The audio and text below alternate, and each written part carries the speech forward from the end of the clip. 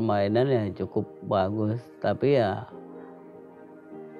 kurang ini juga ya, kurang apa namanya, kurang gregetnya dikit. Kurang greget. Ya. Karena ada Alex Pulalo yang gahar ya. Karena Hajar. beda kayak pemain-pemain dulu. Pemain-pemain dulu memang benar-benar kalau udah pakai seragam Garuda di dada, udah mati-matian habis lah.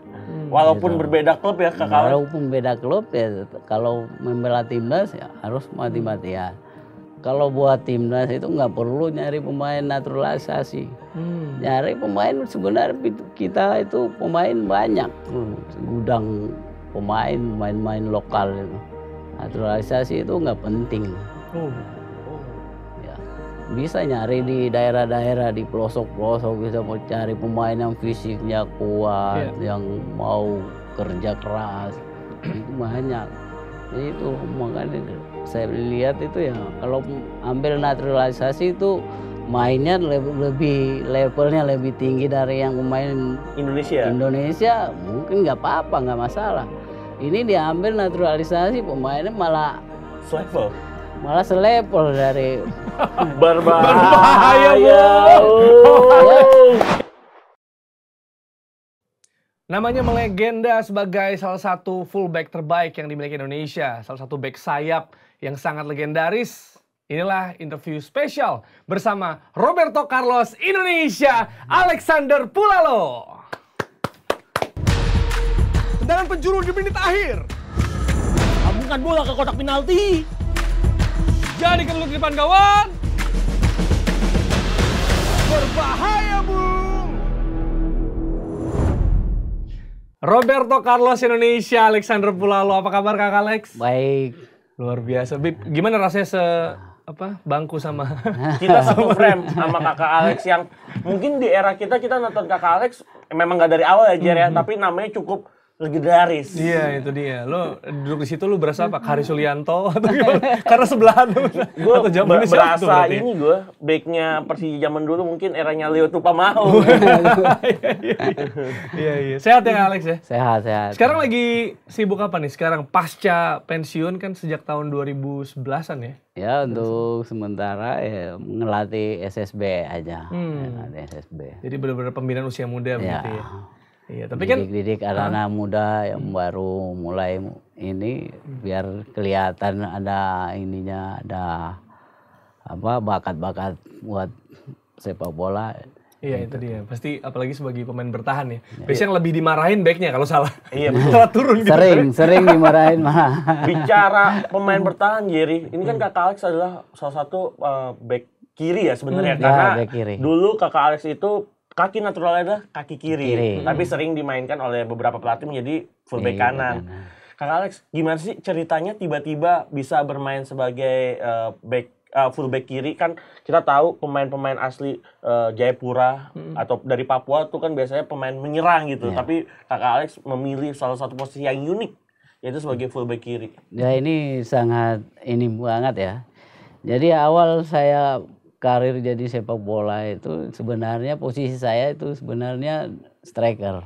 Sama juga sebenarnya memang striker. Rebutannya formasinya. Karena waktu Piala KNPI dari Papua itu saya di striker main.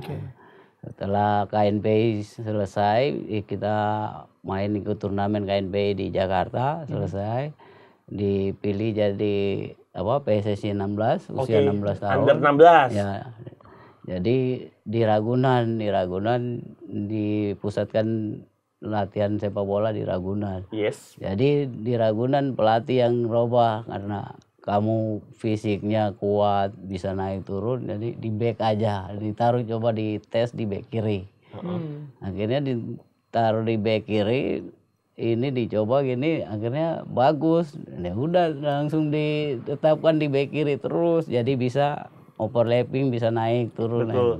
Kakak Alex, pelatih yang merubah posisi Kakak Alex dari striker menjadi fullback itu siapa? Masih ingat? Itu ada almarhum Edi Santoso. Almarhum Pak Edi Santoso. Tapi sebenarnya kalau fullback atau wingback ini bisa fleksibel banget ya. Dulu kan main 3-5-2, bisa jadi saya 4-4-2 fullback. Karena gitu waktu dulu KNB itu dulu kan sistem zamannya sistem 352. Sama semua ya. Jadi gitu. Libero gitu. Jadi sayap-sayap yang di ini jadi gitu. Karena kemarin berubah sistem ininya, pola permainan jadi di back. Jadi back kan bisa naik, bisa turun. Ya 352 ya. Jadi kalau bertahan mundur jadi 532, kalau nyerang jadi midfield gitu ya. Gitu. Tapi kalau secara karir ya, ini kan sebenarnya Kakak Alex ini beragam nih, nyobain ganti jersinya berkali-kali. Kalau kata anak zaman sekarang tuh pemain 1000 bendera. Apalagi klub-klub besar ya saat itu. Iya. Tapi sebelum kita bahas klub-klubnya, klub pertamanya kan Semen Padang. Ya. Padahal Kakak Alex dari Jayapura, dari Jayapura, dari Sentani ya, gitu. Ini nggak pernah memperkuat Persipura. Belum pernah. Belum pernah ya? Iya, belum pernah. Ada nyesel gitu nggak Kak? Atau? Ya rasa ini ada, cuma ya karena gimana ya, saya kan pengen mau berkarir di tempat lain, jadi gitu. Jadi di Ragunan sekolah SMP SMA. Baru kelas 3 SMA udah diikat kontrak sama Semen Padang. Jadi udah dicuri start dari jadi nggak bisa ya. ya. Saat itu usia Kakak Alex belum 18 tahun ya? Belum, masih 16 tahunan. Masih 16 tahun. Langsung tawarin kontrak, ya udah nih, mungkin di sinilah rezeki saya gitu ya. Dan hingga akhirnya nggak pernah membela Persipura. Ya. Tapi kan Kakak Alex pernah ikutan PON untuk Papua ya? Itu PON aja saya ikut ke Papua. Ya. Sempet ini nggak sebenarnya Persipura datang untuk mungkin menawari mau mengambil gitu, ibaratnya membajak Kakak Alex? Dulu memang pernah ditawarin, jadi ikut main di Persipura. Cuma karena saya sekolah, saya bilang nggak bisa, mungkin saya ini sekolah dulu di Jakarta, selesaiin dulu baru bisa ke sana. Berarti waktu bermain di Semen Padang juga statusnya masih sekolah di SMA Ragunan? Ya, masih. Wah, Kakak Alex lulusan masih SMA udah main. Berbahaya, Bung. Berbahaya banget memang. Dari muda ya. Itu dia. Jadi ini ya, komitmen ya, karena sudah dikontrak terlebih dahulu, walaupun ditawari nggak pindah. Nggak bisa ya. Terus Kakak Alex kan setelah dari Semen Padang, terus ada beberapa klub. Contoh waktu itu ke Arema pernah juga. Kan ada suatu pengalaman tuh. Kakak Alex inget nggak pengalaman waktu pernah sebelum Arema, pernah bahkan ada 2 klub besar yaitu Persija dan Persib. Ya. Itu gimana Kakak Alex perpindahan dari Persija, Persib yang notabene-nya ada dalam tanda kutip rival berat? Ya, karena kalau sekarang mungkin kan ini banget waktu saya masih main aktif itu, waktu masih Persija, main di Persija itu belum serame kayak sekarang ini. Oke. Mungkin media sosial gitu kali ya. Jadi supporter juga nggak musuhan, dulu masih agak enak. Cuma mungkin ada rival doang tapi nggak besar ya? Nggak gede ya. Cuma nggak sampai naik Panzer ya? Ya cuma itulah ininya suka dukanya di sepak bola gitu ya. Jadi waktu di Persija saya melawan di Persib di Bandung, dari hotel ke stadion naik Panzer juga. Naik Panzer. Sama, kalau itunya sama ya. Oh sama, jadi mungkin medsosnya doang yang beda. Mungkin kalau sekarang medsos mungkin kan lebih open ya, lebih banyak. Jadi banyak istilahnya hal-hal yang sebenarnya nggak ada di sepak bola. Tapi kalau naik Panzernya memang dari dulu. Sama. Bedanya Kakak Alex Instagramnya nggak ada gambar ular aja. Jadi setahun berbahaya jadi. Setahun berikutnya saya pindah ke Persib. Yes. Main dari Persib, main lawan Persija di Jakarta, begitu juga. Apalagi main di Lebak Bulus tuh. Ya, naik Panzer juga dari hotel ke stadion. Tapi fansnya nggak sampai gimana gitu, atau sesama pemain gitu? Nggak. Mereka baik. Hanya panas di dalam lapangan aja. Karena mungkin panasnya karena supporter aja. Sesama supporter aja. Mungkin karena terbawa kalau pemain sama pemain nggak aman. Tapi kan sempat di Arema ya, yang mana punya rivalitas juga sama Persebaya gitu. Ada pengalaman tersendiri nggak waktu di Arema nih, pas derby Jawa Timur? Ya memang pernah, ini juga musuh paling buyutan di Jawa Timur ya. Yes. Jadi Arema sama Persebaya. Jadi kita saya ikut Arema, main di Persebaya. Akhirnya Persebaya kalah 1-0. Jadi kita sekap sama supporter, nggak bisa keluar dari stadion dari jam 7 malam di stadion lain sampai jam 12 malam baru bisa keluar. Nunggu sepi. Itu pun kita nggak pakai pakaian biasa, pakaian loreng, pakai tentara semua disuruh pakai ini. Oh, buat menyamarkan. Ya. Jadi keluar satu-satu pakai motor ini ya, pakai motor polisi. Mohon maaf Om Malik motong. Itu mainnya di Stadion Gelora 10 November ya. Wow. Oh, berarti di kandang lawan menang. Yang nggak mungkin bisa pulang dengan cepat saat itu. Maksudnya pakai masker juga ya kalau zaman sekarang. Pakai helm kalau perlu. Oh sampai nyamar berarti ya untuk bisa keluar aja. Ya itulah sepak bola, suka dukanya di sepak bola seperti itu. Ya. Tapi yang menarik juga sebenarnya dari perpindahan Kakak Alex ya, dari banyak tim kan, ada Semen Padang, kemudian ada sempat Pelita, terus Persija, Persib, PSIS segala PSM gitu ya. Arema ini bisa 7 musim mainnya. Yang lain kan cuma semusim. Apa yang membedakan Kakak Alex? Ya mungkin saya milih Arema karena apa? Karena lebih nyaman di situ. Dari secara kekeluargaan ya enak, terus supporternya baik sama pemain juga, jadi gitu. Jadi saya betah di Malang. Cocok cuaca Malang mungkin ya. Cuacanya kan sejuk ya Om Malik ya. Apalagi kita tahu waktu itu Om Malik masih main di Gajayana apa sudah ke Kanjuruhan tuh Om pas di Arema? Di Kanjuruhan. Oh sudah di Kanjuruhan ya. Berarti Om Malik bermain bersama Arema saat itu untuk kejuaraan Asia juga pernah ya? Ya pernah. Piala AFC ya saat itu? Piala AFC ya. Wah, berarti karirnya memang benar-benar sudah di top level saat itu ya. Berarti emang kalau bisa selama itu gitu ya, apakah memang ada kecocokan juga maksudnya dari pemain dan pelatih, kemudian waktu itu pelatihnya Arema atau mungkin sesama pemainnya terbangun chemistry, karena kan yang bikin kita betah gitu ya di suatu tempat bukan cuma mungkin supporter atau ya sebenarnya tapi waktu masih di Arema itu selesai kontrak itu banyak klub yang minta, cuma Arema nggak mau lepas. Jadi masih terikat. Ini kontrak diperpanjang terus ya akhirnya. Saya kan nggak bisa kemana-mana, jadi ini. Dan nyaman juga ya. Nyaman juga di situ. Kontraknya waktu itu sama Arema satu musim Om Malik. Apa ada kontrak panjang gitu sempat? Ya satu musim. Satu musim tapi diperpanjang terus. Ya, berbicara di Arema 7 musim, Om Alex kan meraih 2 gelar Copa ya Om? Ya, Liga Copa. Ini adalah Om Alex Pulalu ini adalah salah satu pemain yang menurut saya dan Jerry itu pemain yang gelarnya lengkap di klub. Pernah juara Liga, pernah juara Piala Liga. Kita bicara di Arema.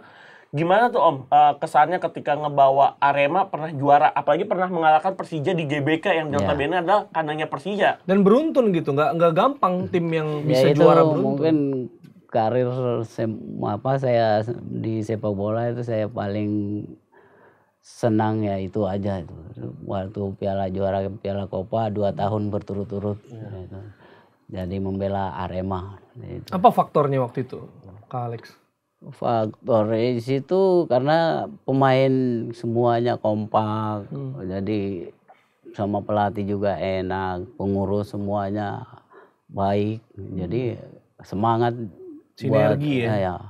Terus dukungan dari supporter juga. Betul, Aremania ya sangat luar biasa.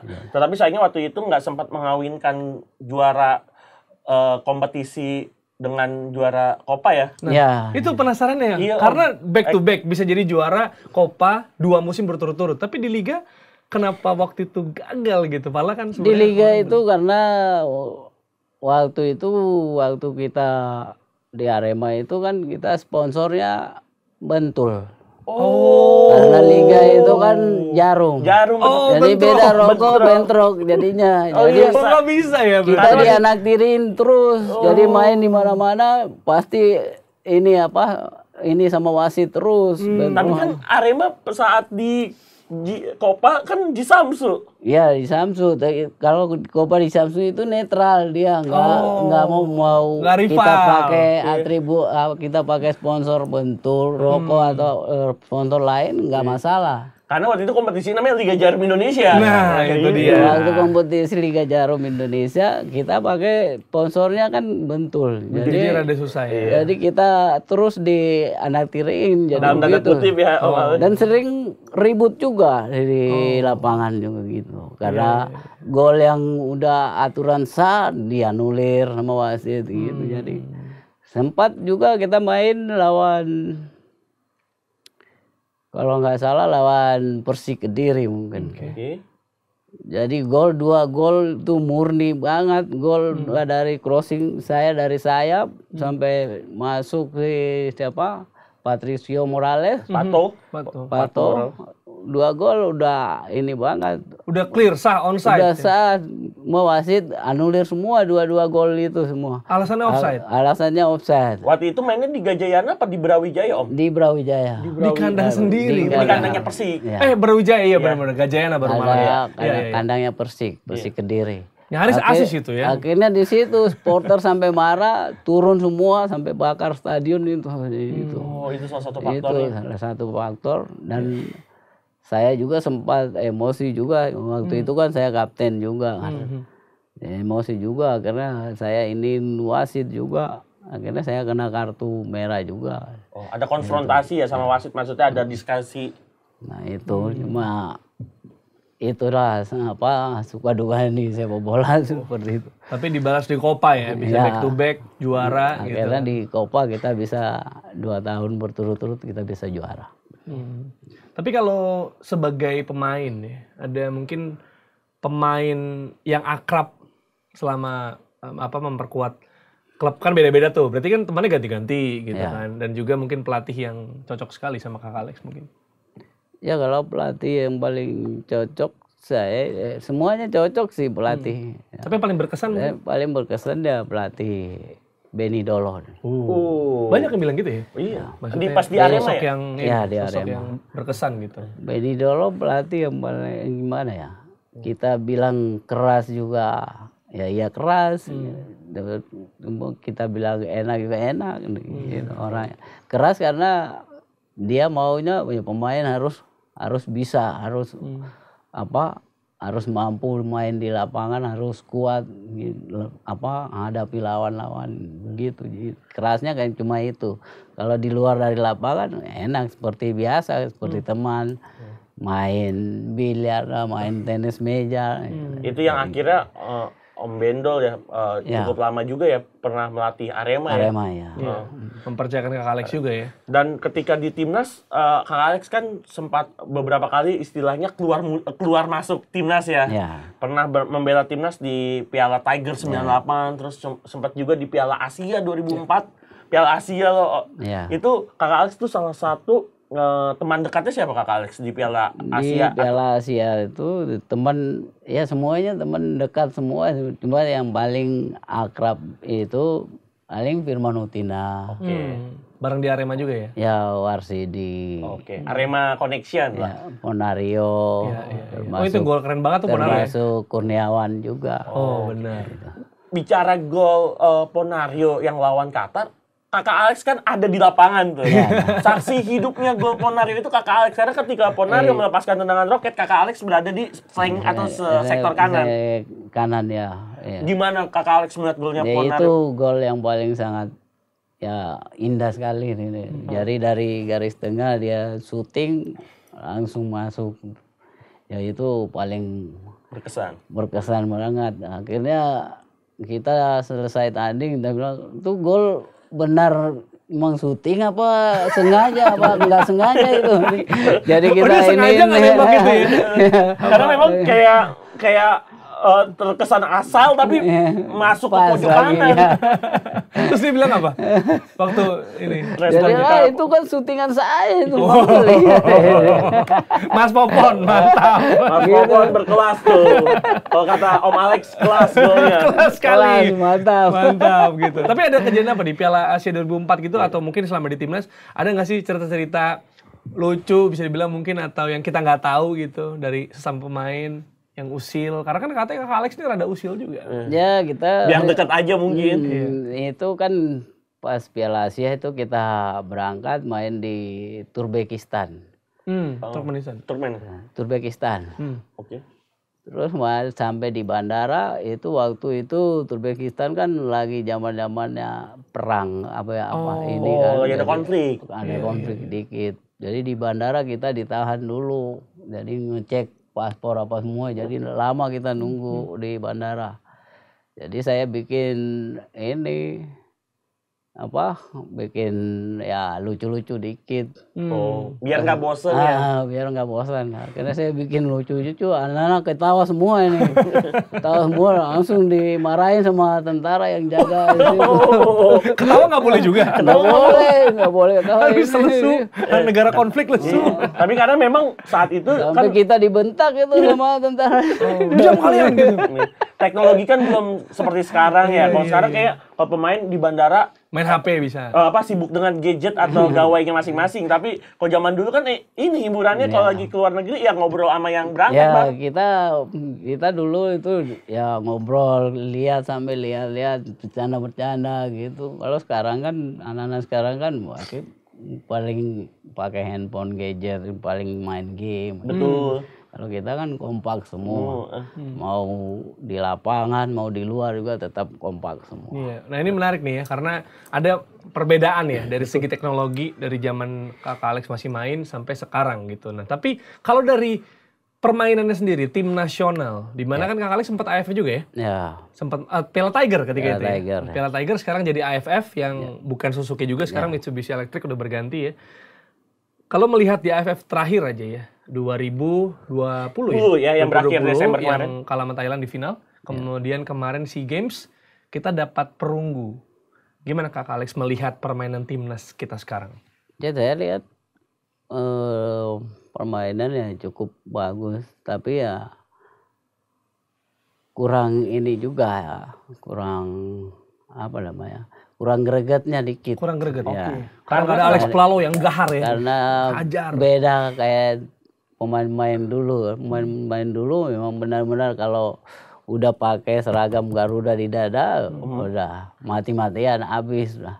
Walaupun berbeda klub ya Kakak. Walaupun beda klub ya, kalau membela timnas ya harus mati-matian. Berarti apa yang mesti dibenahi sebenarnya? Ya mungkin keberanian pemain, mental pemain itu harus dibenahin di timnas sekarang ini. Kalau secara taktik, mungkin strategi formasi dari Coach Sintayong?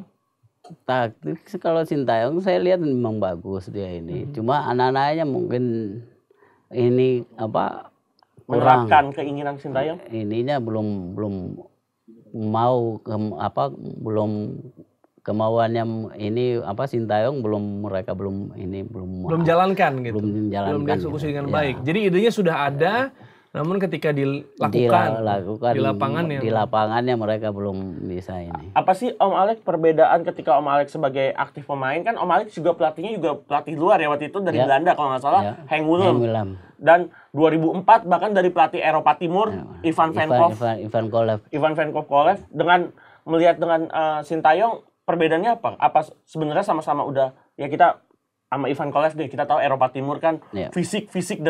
Apa sebenarnya udah sama dengan Sintayong, apa ada perbedaan Om Alex? Ya saya pikir pelatih memang udah sama, hampir sama lah ya. Cuma ya karakter ini pemainnya aja dari pemainnya harus bisa ini sendiri, inisiatif mereka ini sendiri, mereka yang harus kemauannya ini. Pelatih maunya bagaimana, harus pemain harus bisa menerapkan keinginan pelatih. Oke. Itu yang Om Alex lihat perbedaannya di timnas sekarang. Timnas saat ini ya. Iya, tapi kalau Om Alex kan Kakak Alex kacamatanya ini sebagai fullback ya, wingback gitu kan, sayap biasanya. Nah sekarang juga kita punya pemain-pemain yang bisa dibilang naik daun, bahkan 2 fullback kita main di luar negeri. Ada Asnawi, ada Arhan, dan juga ada beberapa juga sebenarnya yang bisa bermain cukup baik dan mencuri perhatian gitu. Gimana ngelihatnya sekarang? Ya saya lihat buat fullback yang sekarang itu dua-duanya memang cukup bagus. Cuma masih gelandangnya masih kurang. Gelandang. Oh, berarti spotlightnya Om Alex itu bukan di fullback ya? Iya, fullback udah komplit, udah bagus. Dua-duanya udah aktif bagus. Cuma gelandangnya, support dari gelandang itu ya kan nggak ada. Support dari gelandang ya. Gelandangnya yang sekarang timnas sekarang ini saya lihat gelandangnya nggak ada kayak gelandang tipe Ponario, tipenya Bima Sakti. Sekarang timnas sekarang itu saya lihat belum ada kayaknya seperti itu. Seperti Samsul Bahri. Iya, Samsul Bahri. Yang greget ngotot Ya. seperti itu berarti. Terus zaman dulu lagi ada Fahri Husaini. Oh, betul. Pintar, Itu terakhir SEA Games ya kita sama Fahri Husaini ya. Ansari Lubis. Ini buat sekarang timnas sekarang itu saya lihat pemain-pemain tipe seperti itu belum ada. Dan juga strikernya juga sangat minim banget. Ya minim banget karena apa? Karena kompetisi di Liga Indonesia kita sekarang ini karena kebanyakan pemain asing. Pemain asing. Jadi buat apa? Orbit pemain asli lokal ini Indonesia itu buat striker udah nggak ada. Nah. Jadi Om Alex selain tadi kan bicara pemain asing yang mungkin terlalu banyak ya. Hingga 4. Terus jadi banyak posisi-posisi yang hilang untuk pemain lokal. Ditambah kehadiran pemain naturalisasi. Kakak Alex, gimana pandangannya tentang saya bilang ya kalau buat timnas itu nggak perlu nyari pemain naturalisasi. Nyari pemain sebenarnya kita itu pemain banyak. Gudang pemain lokal itu. Naturalisasi itu nggak penting. Ya. Bisa nyari di daerah-daerah di pelosok-pelosok, bisa mau cari pemain yang fisiknya kuat, yang mau kerja keras, itu banyak. Jadi itu makanya saya lihat itu ya kalau ambil naturalisasi itu mainnya levelnya lebih tinggi dari yang pemain Indonesia mungkin nggak apa-apa, nggak masalah. Ini diambil naturalisasi pemainnya malah selevel dari berbahaya. Ya, saya pikir percuma buat apaan nyari pemain seperti itu. Lagi juga di naturalisasi juga pemainnya di naturalisasi ini itu udah umurnya udah 30, udah 35, udah 29. Percuma buat apa? Paling di timnas bela cuma paling 1-2 tahun udah habis. Jadi mendingan cari scouting yang benar, pembinaan, habis itu bisa memperkuat tim nasional gitu ya. Ya, kalau yang kita dengar ya, kan setelah pensiun Om Alex, Kakak Alex ya, menjadi sempat bekerja di stasiun TV juga, sekarang melatih SSB aja gitu. Padahal ya bisa kita bilang dampaknya untuk sepak bola Indonesia, terus juga jasanya untuk tim nasional itu bisa dibilang luar biasa. Gitu, maksudnya kok bisa terjadi seperti itu gitu? Nah itu kan ya namanya pola hidup ini ya namanya ini ya karena saya berhenti dari sepak bola, pensiun dari sepak bola, ada tawaran kerja di ini salah satu televisi ini, jadi saya kerja di situ.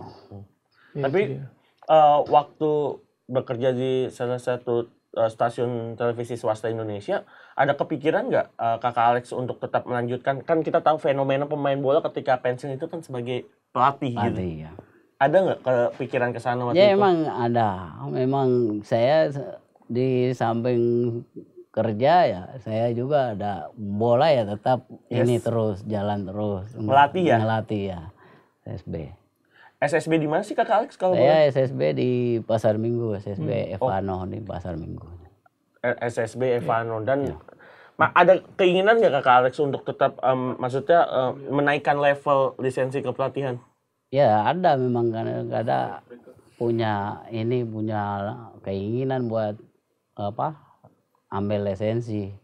Tapi kenapa kalau boleh tahu belum direalisasikan? Kenapa ya belum karena ambil lisensi? Ya masalah ekonomi aja, jadi belum saya ambil. Tidak ada bantuan untuk dari PSSI, dari ini juga belum ada. Padahal kan statusnya Kakak Alex adalah mantan pemain timnas dan pemain nasional ya, biasanya ada bantuan gitu, beasiswa lah setidaknya. Ya itulah namanya Indonesia seperti itulah. Ya banyak yang ini politik apa segala, jadi ya atlet-atlet yang punya berjasa buat bangsa, mereka udah lupa semua. Jadi kayak.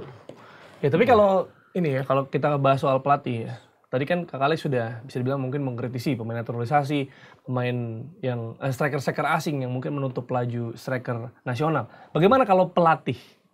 Karena kan mungkin ada banyak pelatih asing juga. Ini kan di sisi lain bisa menaikkan kompetisi dari segi kualitas, bisa ada transfer knowledge yang terjadi. Tapi di sisi lain mungkin bisa menutup juga dalam tanda kutip peluang bagi pelatih-pelatih lokal, bahkan yang ingin mengambil lisensi mungkin jadi agak ragu gitu ya, Kak Alex. Jadi wah ini ada nggak nih lowongan nih, karena kan apalagi biayanya juga betul, tidak sedikit. Jadi lisensi kepelatihan kan sesuai jenjangnya juga lumayan gitu, kalau harus pakai uang sendiri. Ya itulah makanya kadang kalau mau jadi ambil lisensi jadi pelatihan, kadang kan apalagi senior misalnya Ferry Sandria pernah ngomong ya, ngapain kita ambil lisensi tinggi juga, kita nggak bakalan ngelatih di tim liga-liga ini.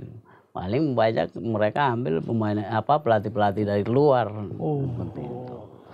Jadi dilemanya di situ. Makanya jadi gitu. Jadi saya juga mau ambil, jadi ragu-ragu. Iya. Apalagi tadi ya kita sudah bahas soal biayanya dan ini cukup besar. Yang mana dengar-dengar kalau di luar negeri cenderung lebih murah ya? Lebih murah di luar malah. Ya, di sini ya karena mungkin instrukturnya beda kali, Kak Alex. Instrukturnya bukannya beda, lebih bagus di luar daripada di sini. Oh iya, benar juga ya. Bagus lebih murah ya. Yang beda. Oh, beda. Mungkin murahan sana, mahalan di sini. Fee registration-nya. Coba bisa didengar itu. Fee-nya tolong dipermudah ini mantan. Karena banyak mantan pemain nasional mungkin dapat AFC Pro. Karena keinginannya sudah ada ya. Iya, keinginan mah ada, pengen mau perbaiki sepak bola Indonesia ini.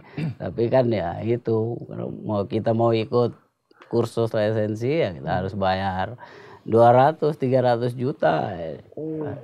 Dari mana kita? Ya udah mendingan kita ngelatih SSB aja gitu.